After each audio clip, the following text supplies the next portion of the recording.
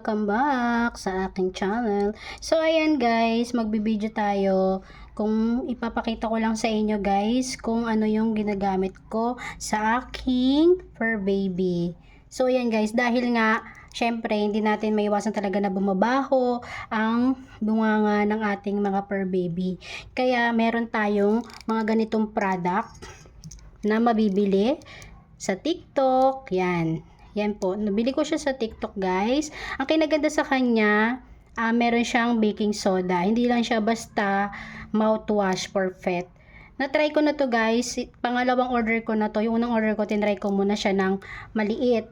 So, dahil effective nga siya talaga guys, na nawawala talaga yung amoy ng alaga ko, nawala talaga yung amoy ng bibig niya. So nahinto kasi ang papagamit ko dahil naubusan nga ako. Ngayon lang ulit ako nakapag-order. So ayan siya guys. Ayan, 250 ml po siya. Ayan po. Mellow po ang pangalan ng ating product. Pet Dental Formula Water Additive. Yan. Ayan siya guys. Maganda siya kasi may baking soda siya. So, yan guys, lalagyan ko ang aking, inuminan niya, ng ating mouthwash. Yan. Walang nakalagay na mouthwash sa kanya. So, ayan siya, oh. Ayan na siya, oh. Nagugutom yata. Ayan, kain ka na. Kainin mo. So, ayan. Kakain na siya, kaya kailangan na natin lagyan ng mouthwash ang kanyang tubig. Kasi pagkatapos niyang kumain, guys, ayan siya, oh. Hello.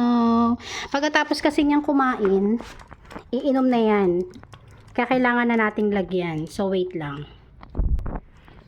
So, ayan guys. Pagkatapos niya maligo, pagkatapos ko siyang paliguan, ayan, lagi siyang kumakain. Kumakain ng kanyang favorite dog food. Kaya yan. Ganyan siya guys. Pag binuksan natin, meron pa siyang sealed. So, wait lang.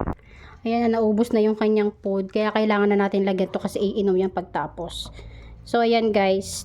Lagyan na natin siya. Ang paglagay ko nito guys is hindi halos mapuno. Konti lang yung tubig niya para lagi ko napapalitan. So ayan, lalagyan lang natin siya ng ganyan kadami. Sa amoy, mabango siya. So ayan, wait lang. Bakit may nakita akong kakaiba?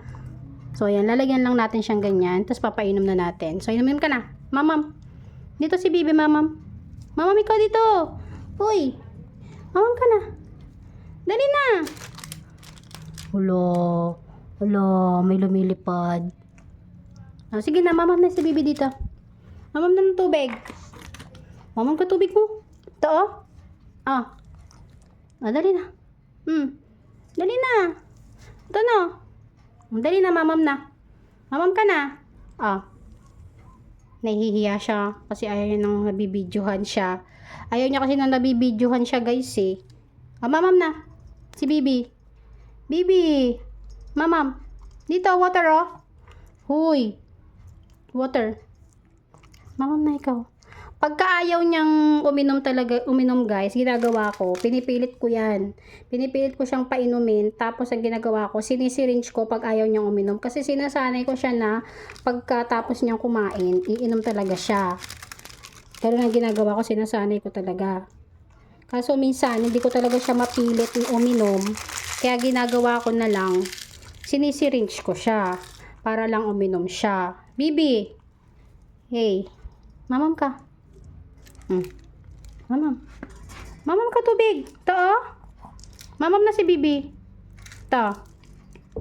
Mamam na. O, paiinumin kita nung ha. Paiinumin kita nung gamot. Isa. Hindi talaga siya maano guys. Painumin ko siya nito kasi para mamam. Magmamam ka. Ay, puro dito. Dali. Mamam ikaw. Mamam. Ang hirap talaga niyang painumin ng tubig, guys. Alam niyo ang mga Shih Tzu, na mahirap talaga silang painumin. Ewan ko ba. Mamam na. Oh, lagyan pa kita nito.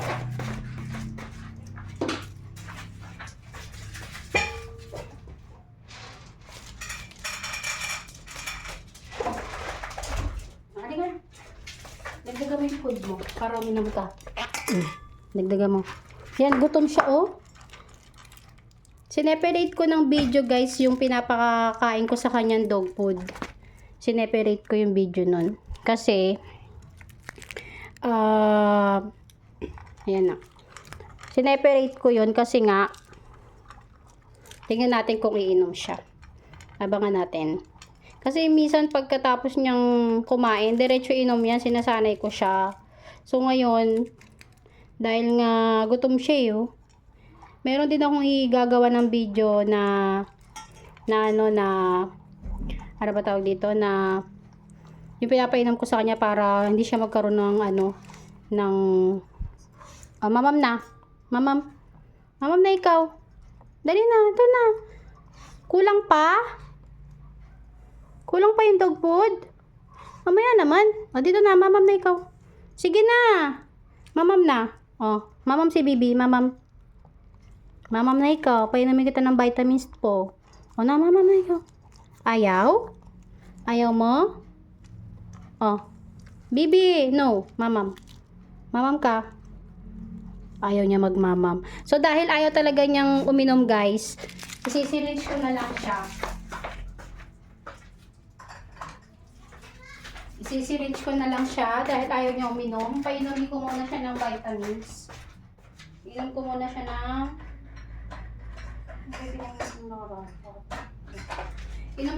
ng vitamins. Painumin ko muna siya ng vitamins dahil ayaw niyang uminom ng tubig. Tatry natin kung ano siya. Yung mga vitamins niya, hindi ko na masyado napapainom. So, yan. Inom ka muna ng vitamins mo. No. Para makita natin na iinamin niya yung tubig. Pag hindi, no choice tayo. Yan. Mama mo.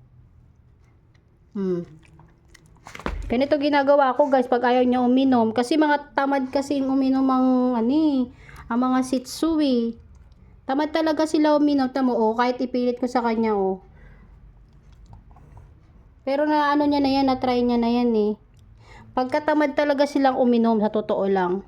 Iinom lang yan siya pagka uhaw na uhaw. Kaya ginagawa ko tuwing kakain siya pag ayaw niya uminom, sinisiringe ko na lang para inumin niya.